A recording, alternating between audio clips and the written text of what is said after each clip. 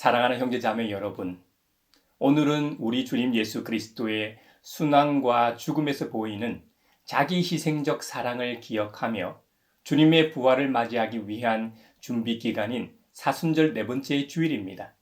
불순종한 죄로 인하여 우리가 받아야 할 고통과 슬픔, 우리가 겪어야 할 징벌과 고난을 하나님의 외아들 예수 그리스도께서 대신 받게 하심으로 우리를 구원하신 하나님 아버지께서 우리를 부르십니다. 이제 우리의 마음과 뜻을 다하여 영과 진리로 주님을 찬양하며 예배합시다. 아멘. 사도신경으로 우리의 신앙을 고백합시다. 나는 전능하신 아버지 하나님, 천지의 창조주를 믿습니다. 나는 그의 유일하신 아들, 우리 주 예수 그리스도를 믿습니다. 그는 성령으로 잉태되어 동정녀 마리아에게서 나시고 본디오 빌라도에게 고난을 받아 십자가에 못 박혀 죽으시고 장사된 지 사흘 만에 죽은 자 가운데서 다시 살아나셨으며 하늘에 오르시어 전능하신 아버지 하나님 우편에 앉아 계시다가 거기로부터 살아있는 자와 죽은 자를 심판하러 오십니다. 나는 성령을 믿으며 거룩한 공교회와 성도의 교제와 죄를 용서받는 것과 몸의 부활과 영생을 믿습니다. 아멘. 목소리 높여서 주 찬양하여라. 영광과 권세와 존귀와 위엄을 온누리 다스리시는 만왕의 왕께 돌려라. 아멘.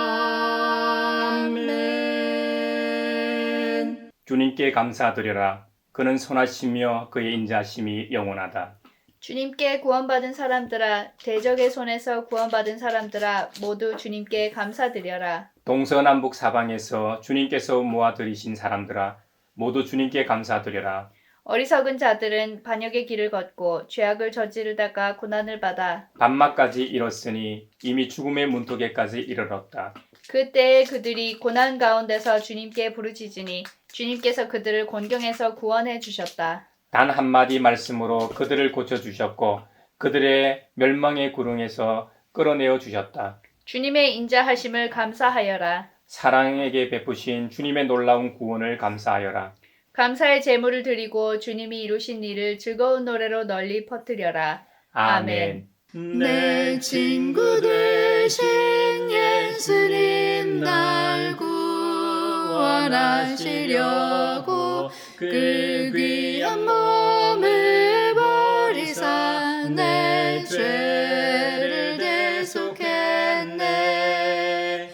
나 주님을 늘 믿으며 그 손을 의지하고 내 몸과 마음을 바쳐서 끝까지 충성하리. 만일 우리가 죄가 없다고 말하면 우리는 자기를 속이는 것이요 진리가 우리 속에 없는 것입니다.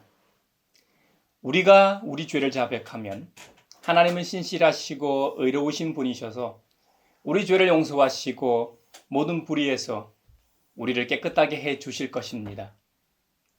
지난 한 주간 가정에서, 직장에서, 세상에서, 심지어 교회에서의 우리의 말과 행동을 돌아보며 자비롭고 은혜롭고 노하기를 도대하시는 주님 앞에 우리 죄를 고백합시다.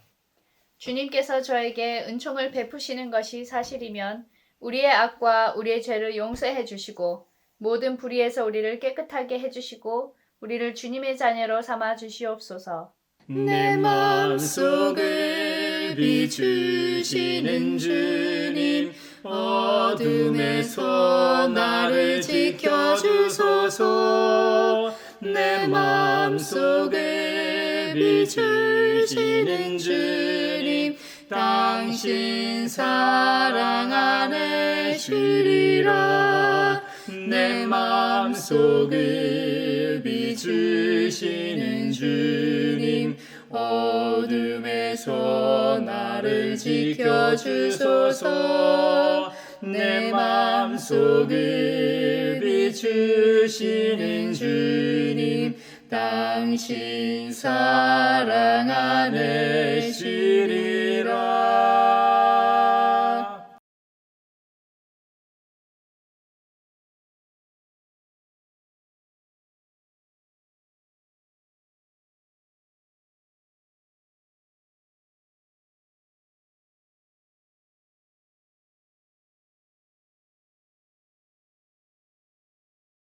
제가 여러분에게 전하는 소식은 하나님은 빛이시요 하나님 안에는 어둠이 전혀 없다는 것입니다.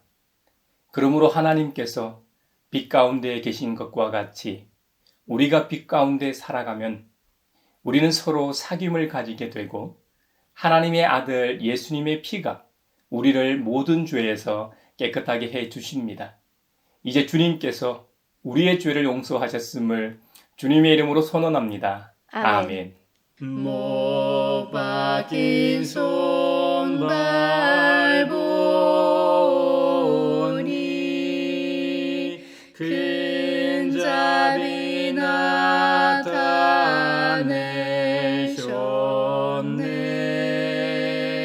다시로 만든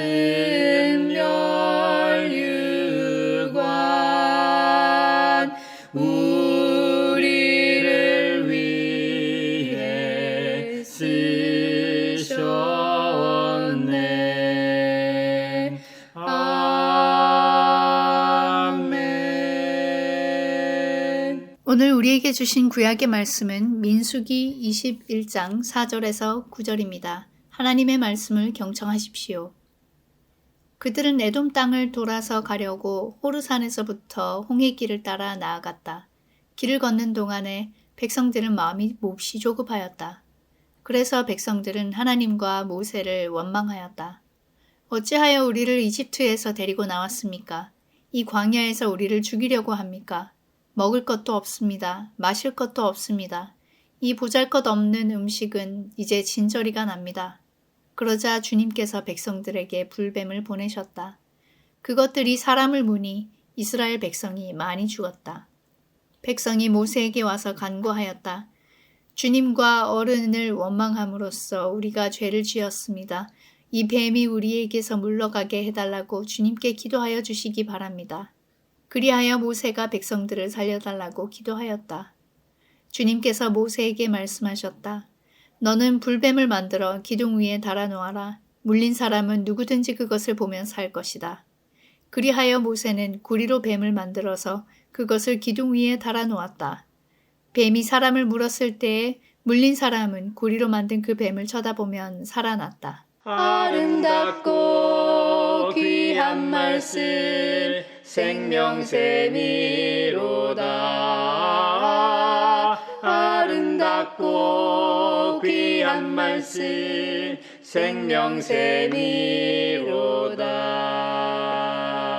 오늘 우리에게 주신 서신의 말씀은 에베소서 2장 1절에서 10절입니다.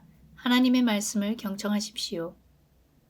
여러분도 전에는 허물과 죄로 죽었던 사람들입니다.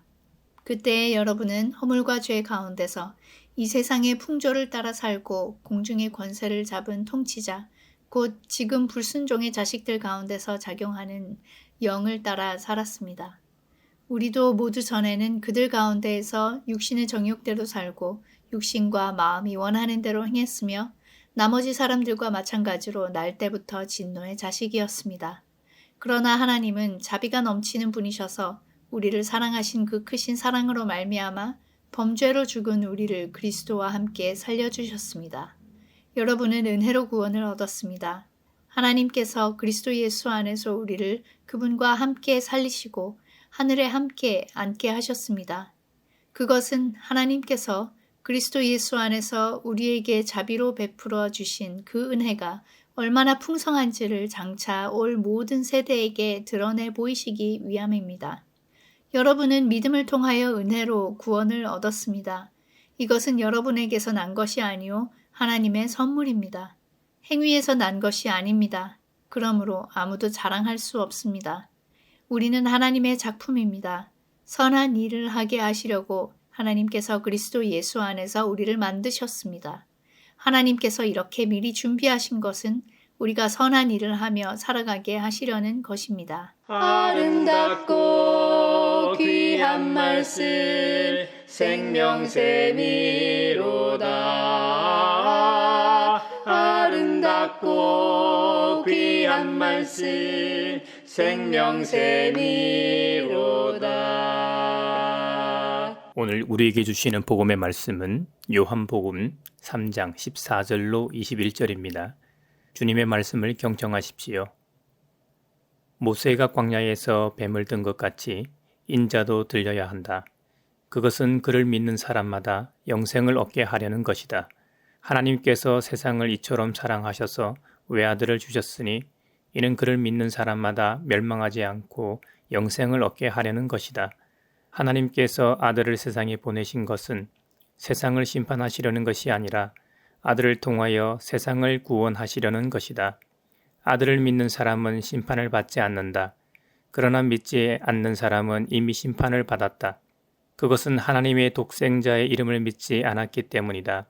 심판을 받았다고 하는 것은 빛이 세상에 들어왔지만 사람들이 자기들의 행위가 악함으로 빛보다 어둠을 더 좋아하였다는 것을 뜻한다.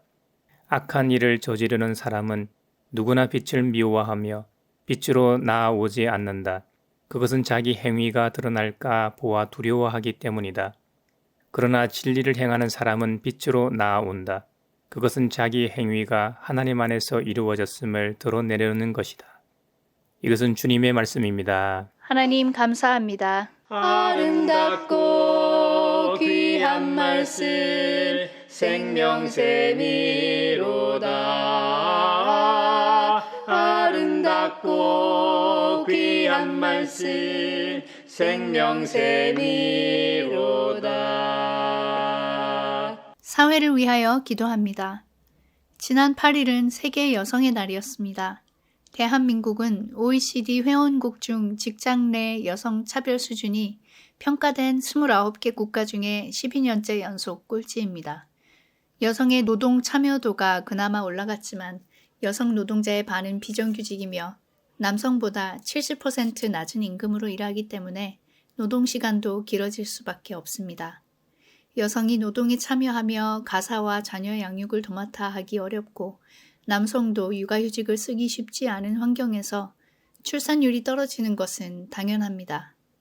경제와 정치의 리더십 자리에 여성이 참여하여 여성의 목소리를 낼 수 있게 하시고 대한민국의 존립을 위해서라도 비정규직 노동제도가 축소되고 국민의 주거가 안정되며 여성과 남성이 함께 행복하게 일하고 가정을 꾸릴 수 있는 사회가 되게 하소서.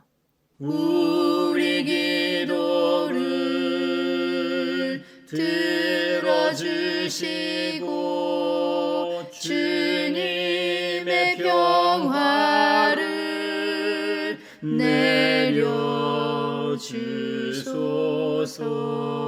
내려주소서.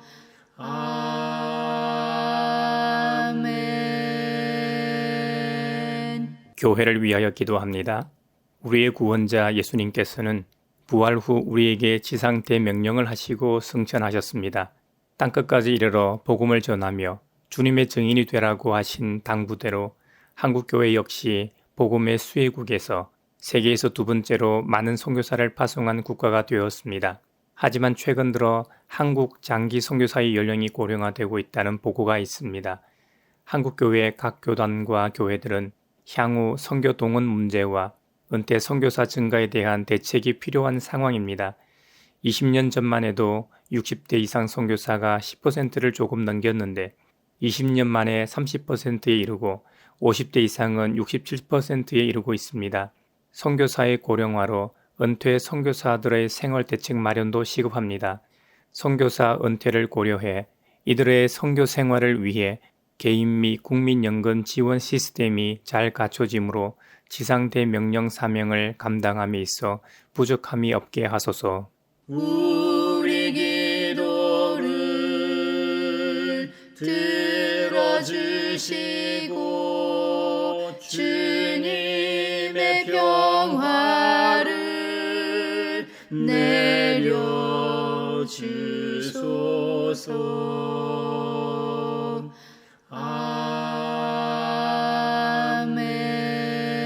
아멘. 세계를 위하여 기도합니다.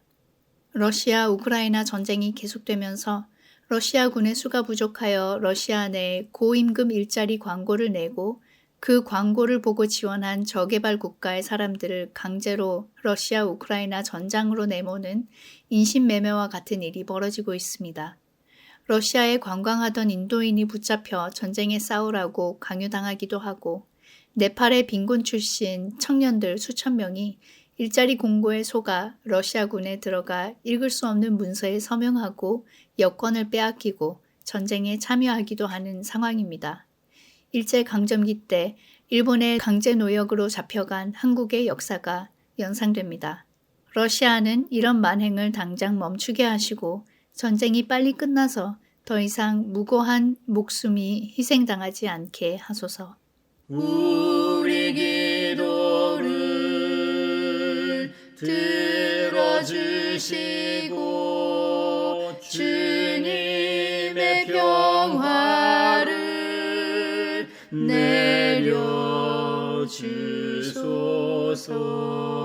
내려주소서.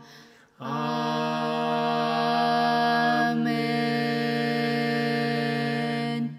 우리가 살아가는 세상을 보면 저마다 열심히들 살아가고 있습니다. 민족과 나라들, 인종과 피부색, 종교나 신념, 무슨 일을 하든 어떤 상황과 처지에 있든 간에 그런 것 같습니다. 누구든 타인을 비난할 수 없습니다. 각자의 입장에 따라 안타깝게 생각하기도 하고 때론 한심하게 생각하기도 하고 어떨 땐 부럽게 생각하기도 합니다.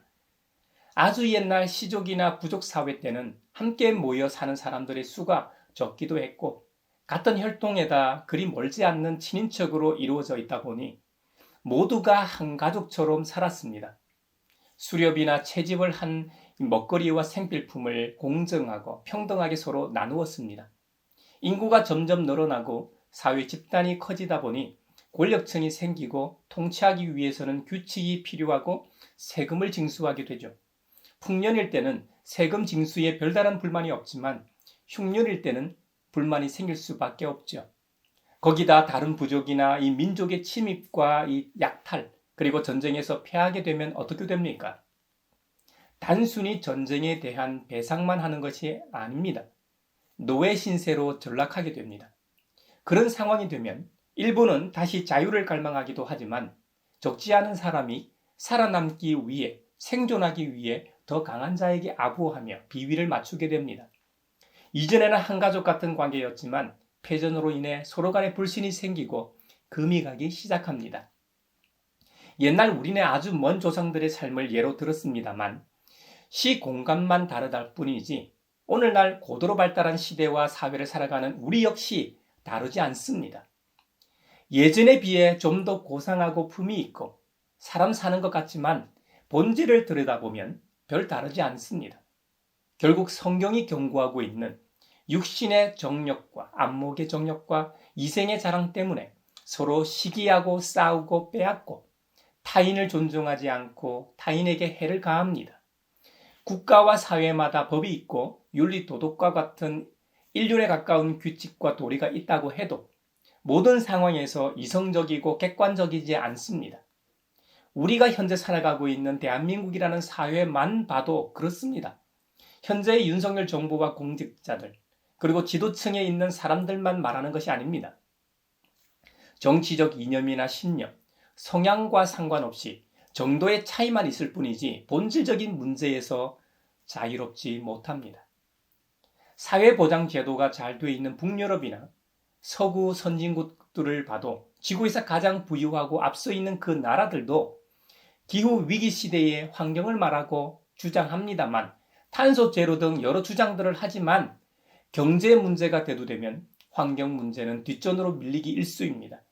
독재나 인권 문제가 있는 나라와의 관계에서도 처음에는 문제 제기를 하지만 그 나라와의 무역이나 자국의 이익을 위해서는 그런 문제 제기도 침묵하는 것이 현 상황입니다.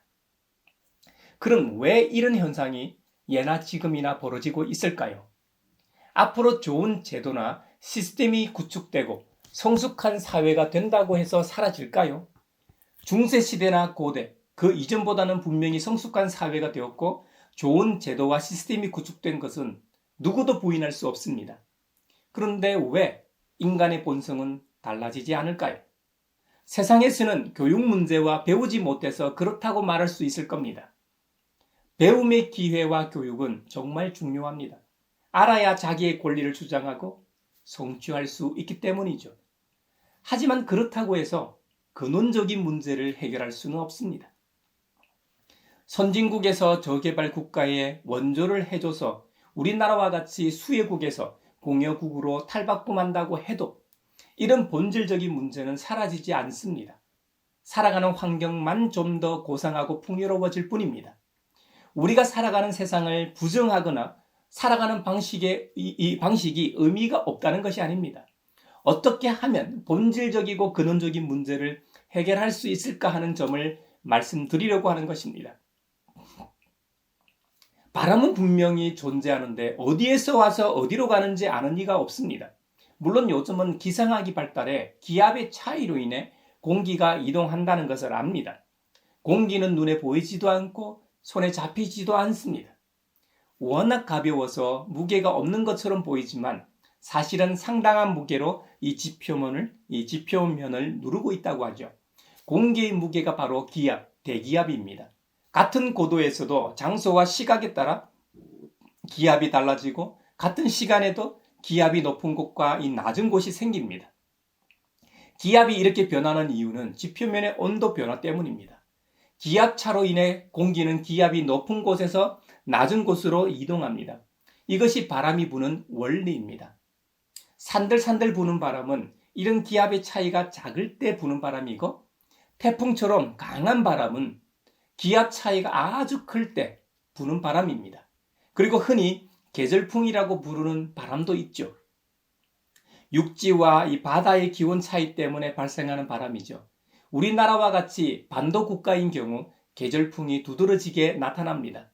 겨울에는 육지에서 바다로 바람이 불고 여름에는 반대로 바다에서 육지로 바람이 불죠. 이렇듯 우리의 인생도 계절풍처럼 대부분의 사람이 겪는 고난이나 어려움도 있고 처한 환경과 여건에 따라 겪는 시련과 고통이 다를 수도 있습니다. 하지만 어떤 인생을 살든 누구나 한번 왔다 반드시 한번 죽습니다. 그리고 죽음 이후에는 어디로 가는지 아무도 모릅니다. 이성이 있는 것처럼 저성이 있다. 죽음 이후에는 모든 것이 사라진다고 말하는 이들도 있습니다. 우리가 믿는 그리스도교가 아니더라도 우리나라에서는 예로부터 저성길이라고 해서 사람이 죽은 뒤에 그 혼이 가서 산다고 하는 세상, 저성을 믿었고 그 저성으로 가는 길을 비유하곤 했습니다. 그래서 저성사자가 죽은 이의 혼을 잘 모셔가길 희망하면서 노잣돈을 상여 등에 꽂아 주곤 했습니다. 오늘날에는 신을 만났다고 주장하는 사람들, 특히 수도승이나 성직자들의 뇌를 과학적으로 연구하기도 하고 죽음을 경험한 이들의 뇌를 관찰하기도 합니다. 뇌가 과학적으로 분석하고 해석하려는 시도들도 있습니다. 그렇다고 해서 물리적인 현상만 볼 수 있는 과학 장비로 눈으로 볼 수 없는 세상을 다 설명할 수는 없습니다. 바람과 같이 눈에 보이지 않지만 분명히 존재하는 것을 과학적으로 대기의 현상이다 하고 설명할 수는 있지만 영적인 존재는 과학 너머의 영역이기 때문에 지금의 과학이 아니라 은하계를 넘나드는 과학을 지녔다고 해도 설명할 수는 없는 영역입니다. 우리가 믿는 이 성경에는 우리는 하나님의 작품이라고 선언합니다. 그것도 그냥 작품이 아니라 전능하신 하나님의 형상을 닮은 존재라고 말합니다. 그래서 피조물들이 가지지 않은 창조적인 능력을 소유하고 있는 것이죠. 그런데 중요한 것은 에베소서 2장에 보면 우리를 만드신 목적을 분명히 새겨놓고 있습니다. 선한 일을 하게 하시려고 하나님께서 그리스도 예수 안에서 우리를 만드셨다고 기록하고 있습니다. 원래 인간은 창세기 1, 2장에 보면 하나님의 형상을 따라 육신은 흙으로 만드셨고 흙이 살아있는 존재가 되게 하시려고 생기를 불어넣어 생명이 되게 하셨다고 말씀합니다. 우리가 죽으면 흙으로 돌아가죠. 예전에는 보통 매장 문화였기 때문에 진짜로 그 육체가 땅으로 분해되어 흙으로 돌아갔습니다. 요즘은 화장 문화이니까 납골당에 보관하기 때문에 직접적으로 흙으로 돌아가지는 않지만 한 줌 재로 남는다는 점에서 크게 다르지는 않습니다.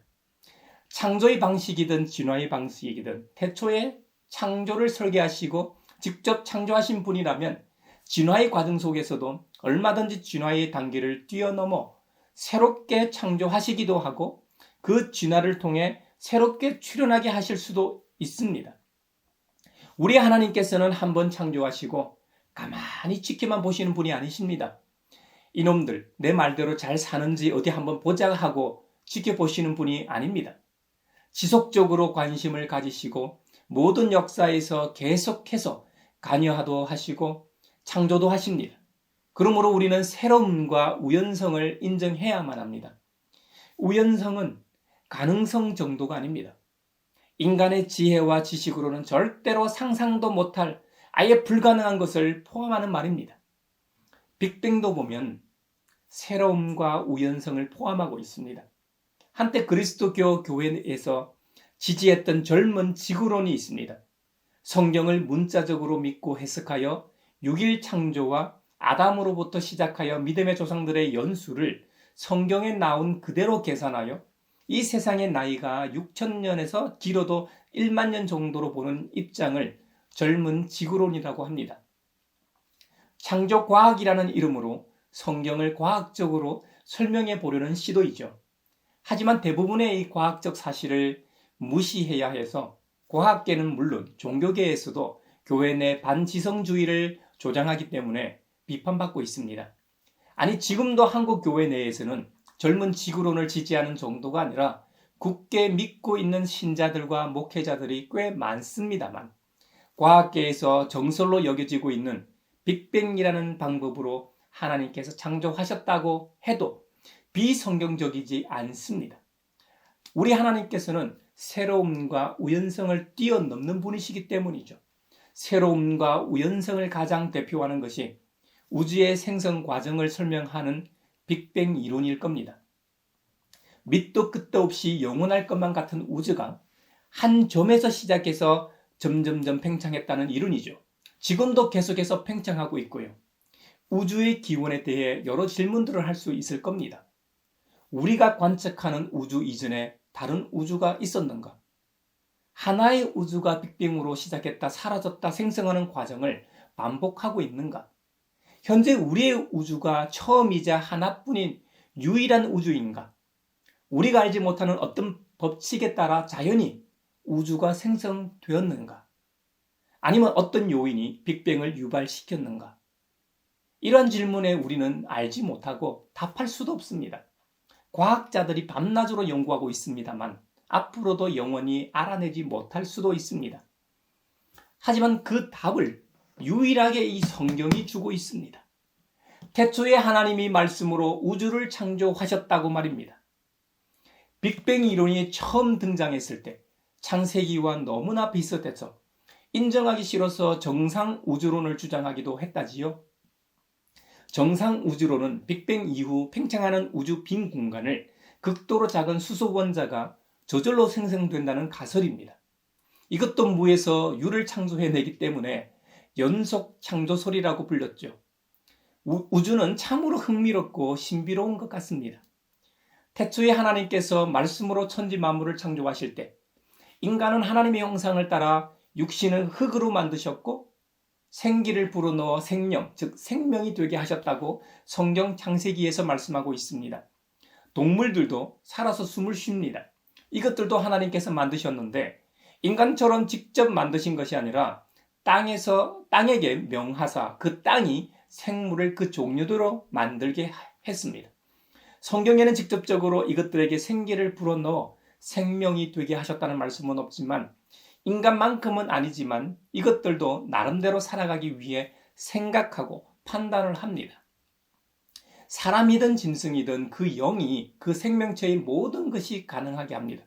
생명의 기원은 하나님께 있고 그 생명이 다하면 각자 온 곳으로 돌아갑니다. 이것을 성경 잠언 3장 21절에서 말씀하기를 사람의 영은 위로 올라가고 짐승의 영은 아래 땅으로 내려간다고 하지만 누가 그것을 알겠는가라고 말씀했습니다. 잠언 3장에서는 사람에게 닥치는 운명이나 짐승에게 닥치는 운명이 같다고 말씀합니다.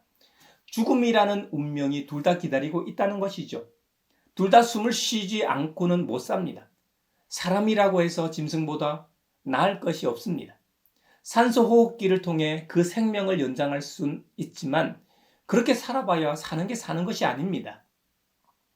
둘 다 같은 곳, 흙에서 나와서 흙으로 돌아갑니다.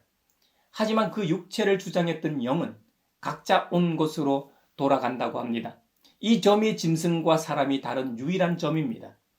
앞서 설명한 대로 흙에서 온 인간의 육신은 죽으면 흙으로 돌아갑니다. 반면 사람의 영은 위에서 온 것이기 때문에 위로 간다고 성경은 말씀합니다. 짐승은 육체나 영이 다 땅에서 왔기에 그 기원인 땅으로 돌아가게 됩니다. 반면 인간은 육체는 땅에서 왔지만 그 영은 짐승과 달리 위에서 왔습니다. 즉 하나님으로부터 왔습니다. 그래서 다시 하나님께로 돌아가는 법이지요. 근데 문제는 하나님께로 돌아간다고 해서 끝나는 것이 아니라는 것이 문제입니다. 히브리서 9장에는 사람이 한번 죽는 것은 정해진 일이요 그 뒤에는 심판이 있다고 말씀합니다. 뭐가 있다고요? 심판. 이것이 우리의 고민거리입니다. 태초에 하나님께서는 모든 피조물을 만드시고 그 모든 피조물들이 조화롭게 서로 어울리며 살도록 창조하셨습니다. 창조 섭리와 자연 법칙이라는 질서를 통해 가능하도록 하셨고 그 일이 잘 작동하도록 하나님의 형상을 따라 지으심을 받은 인간에게 청지기 사명을 주셔 잘 관리하도록 하셨습니다. 근데 이 인간이 자신의 직무를 망각하고 신이 되려고 했습니다.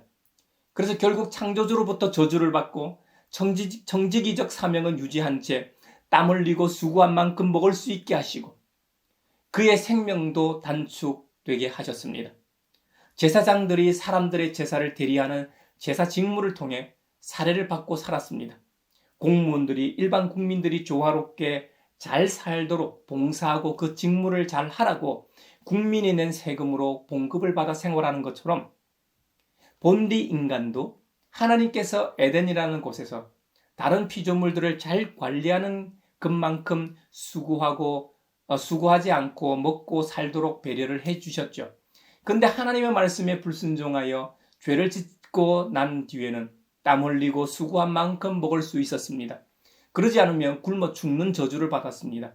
그러다 보니 남의 것을 탐하고 서로 빼앗고 뺏기는 불협화음이 피조 세계에 나타나게 되었습니다. 사람들이 자기들의 행위가 악함으로 빛보다 어둠을 더 좋아하였다는 성경 구절이 있습니다. 악한 일을 저지르는 사람은 누구나 빛을 미워하며 빛으로 나아오지 않는다고 말씀합니다. 빛에 대해 동경과 그리움은 있지만 자기 행위가 드러날까 두려워하기 마련입니다. 그래서 사람들은 그냥 선에서 떠난 모습대로 적응하며 살아가는 것입니다. 지금도 보면 인간을 제외한 다른 피조물들은 더 탐하거나 탐욕을 부리지 않습니다. 유일하게 인간만이 더 가지려고 합니다. 그래서 한쪽에서는 배가 불러 환경 오염을 시킬 정도로 음식 쓰레기를 낭비하고 있고 다른 한쪽에서는 먹을 것이 없어 굶어 죽어갑니다. 먹을 것이 빈약해 돌봄을 받을 20세 이전의 끼니를 걱정하며 먹거리를 찾아 나서고 있고 10대 아이들은 기본 교육을 받아야 하는데 그러지 못하고 커피 농장으로 광산으로 내몰리고 있습니다. 이런 부조화는 다 인간의 전적 타락으로부터 시작되었습니다. 창조 이후 얼마의 시간이 흘러 인간이 타락했는지는 몰라도 그 최초의 인간의 타락으로 인해 그의 모든 후손들이 죄의 굴레에서 벗어나지 못하게 되었습니다. 그래서 자비로우신 하나님께서 스스로 죄의 굴레에서 벗어날 수 없는 인간을 사랑하시어 창조주께서 문제를 해결하시기로 작정하셨습니다. 창조주 하나님의 외아들, 우리의 구원자 예수 그리스도를 세상에 보내시어 우리 대신 십자가에서 죽으시고 부활하게 하셨습니다. 예수님의 죽음은 우리의 본질적인 죄의 죽음이고 예수님의 부활은 우리를 의로운 자녀로 삼으시기 위한 부활이었습니다. 그러므로 누구든지 이 사실을 믿고 고백하기만 하면 우리 스스로는 해결할 수 없는 죄의 굴레는 사라지고 죄인에서 의인으로 거듭나게 되는 것입니다. 그렇다면 하나님께서는 예수님을 통해 왜 우리를 새롭게 재창조하시려고 하는가? 본디 우리는 하나님의 최고의 작품이었습니다. 그런데 신이 되려고 하는 욕심, 욕망 때문에 그 창조의 작품성이 훼손되고 말았습니다. 하나님의 형상을 닮은 훼손된 작품을 복원할 뿐만 아니라 이제 새로운 삶으로 살게 하시려고 예수님을 통해 재창조하신 것입니다. 서로 사랑하며 선한 일을 하게 하시려고 예수 그리스도 안에서 우리를 구원하시고 다시 새롭게 태어나게 하셨습니다. 그렇다면 우리의 새로운 삶을 어떻게 살아야 하는가? 그 해답을 갈라디아서 2장 20절이 주고 있습니다. 나는 그리스도와 함께 십자가에 못 박혔습니다. 이제 내가 살고 있는 것은 내가 아닙니다. 그리스도께서 내 안에서 살고 계십니다. 내가 지금 육신 안에서 살고 있는 삶은 나를 사랑하셔서 나를 위하여 자기 몸을 내어주신 하나님의 아들을 믿는 믿음 안에서 살아가는 것입니다. 할렐루야. 갈라디아서 2장 20절에서 우리가 어떻게 다시 태어났는지 그리고 어떻게 살아가는지 말씀하고 있습니다. 예수님의 십자가와 함께 죽고 부활하는 경험으로 새롭게 태어났다고 말씀합니다. 그러므로 이제 살고 있는 것은 내가 아니게 됩니다. 우리는 이미 예수님의 십자가에서 죽었기 때문이죠. 본디 창세기 1, 2장에서 인간을 창조하셨던 모습이 아닙니다. 흙에서 온 육신도 그대로이고 하나님께로부터 왔던 영도 그대로이지만 그 영은 이미 타락했는데 그 영대로 살아서 되겠습니까? 완전히 새로운 영이 와야만 새로운 삶이 가능하죠. 우리 안에 새로운 영으로 우리 주님께서 함께 거하신다고 말씀합니다. 두 개의 영이 내 안에 존재하는 셈이죠. 이것을 그리스도 교회에서는 그리스도의 거룩한 영이신 성령님의 내주하심이라고 표현합니다. 우리가 성령의 충만함을 입어야 하는 이유가 여기에 있습니다. 사랑하는 형제자매 여러분, 성령 충만한 삶은 들음과 믿음으로 오는 것입니다. 우리는 끊임없이 주님의 말씀을 듣고 들어야 합니다. 생명의 말씀을 들을 때 믿음이 생깁니다. 그래야만 하나님의 통치를 경험하게 됩니다. 믿음으로 말미암지 않고는 하나님의 통치를 경험할 수 없습니다. 하나님 나라는 믿음의 여부와 상관없이 존재하는 것이지만 믿음의 눈으로만 볼 수 있는 나라입니다. 하나님께서 창조주이시기 때문에 그분이 창조하신 모든 세계가 그분의 나라 아니겠습니까? 그러니까 믿음의 여부와 상관없이 이 세계 자체가 하나님 나라인 것이죠. 그런데 모든 사람이 하나님 나라를 인식하느냐? 그건 또 아닙니다. 하나님께서 우리에게 믿음을 주셔야만 믿음의 눈으로 하나님의 나라를 볼 수 있게 됩니다. 믿음은 살아서 역사하는 하나님의 말씀을 통해 생기게 됩니다. 그러므로 우리에게는 들음과 믿음이 반드시 필요합니다. 혹시 저를 포함해 우리 모두가 이제 이만하면 말씀이 충분하다고 생각하시지는 않는지요? 아니 될 말씀입니다. 위험천만한 생각입니다. 주님의 말씀을 멀리 할수록 우리의 믿음이 약해집니다. 믿음이 약해지면 하나님의 통치가 희미해집니다. 그러면 내주하시는 성령님의 음성에 귀를 닫고 자기 마음대로 살아가게 됩니다. 그래서 아담과 하와가 실패했던 것이죠. 우리는 들음과 믿음을 경솔하게 여겨서는 안 됩니다. 다시 새롭게 태어난 삶을 감사하며 조용히 그리고 규칙적으로 십자가 앞에 나아갈 수 있기를 바랍니다. 살아서 역사하는 말씀과 내주하시는 성령님의 음성을 들으며 우리의 믿음을 성찰하는 은총의 사순절 넷째 주간이 되길 축원합니다.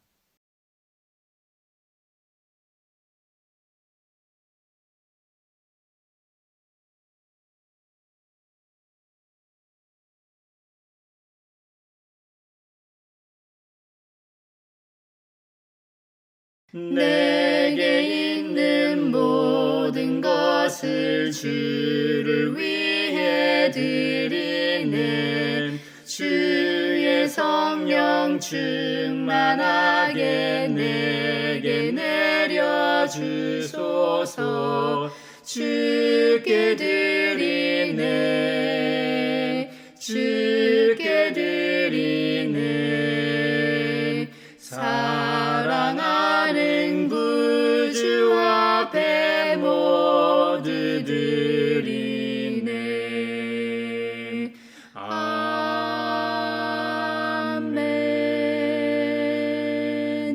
여기에 모인 우리는 우리의 믿음의 역사와 사랑의 수고와 우리 구주 예수 그리스도에 대한 소망의 인내를 여기 연보에 담아 올려드립니다.